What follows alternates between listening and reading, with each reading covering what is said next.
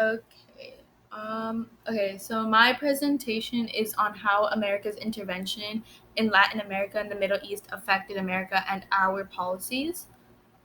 So the history of America intervening into different countries kind of starts way back, and throughout the years they've invaded so many different countries such as Afghanistan, Puerto Rico, Iraq, and the Philippines, and so many others. And the reason is simply because we have the force, we have the military ability, and we have the kind of international standing where we can invade and intervene into different countries.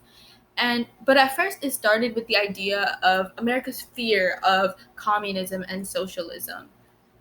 And yeah.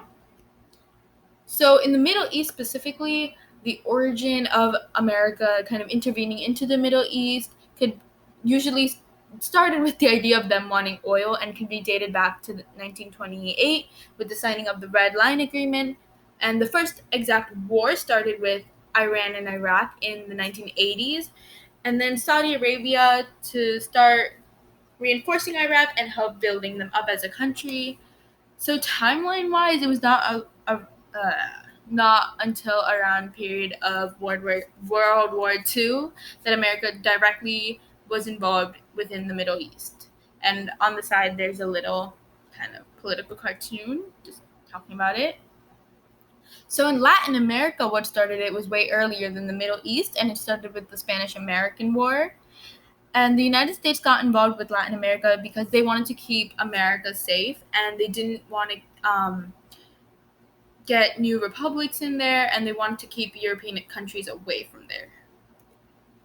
So, what does America gain from these interventions with different countries? Well, there's multiple things. They gain security, developmental effort, and global peace to those other countries in return for economic stability and trade and moral imperative in the United States and national security.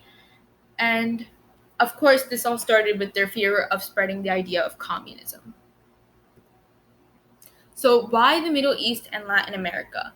Well, both of these regions in the world had beneficial stuff for America. For example, the Middle East had oil, of course, and Latin America just happened so that the war happened, and more land meant more economic stability, and more land just shows the internationally that there's more power within America, and this also really helped for trade to make our economy boost. So, how do these interventions affect American policies? Well, interventionalism is a policy of non-defensive activity undertaken by a national state or any other geopolitical jurisdiction of a lesser or greater nature to manipulate an economy or a society. So that's the policy that America likes to use as a basis or a start for any type of foreign intervention.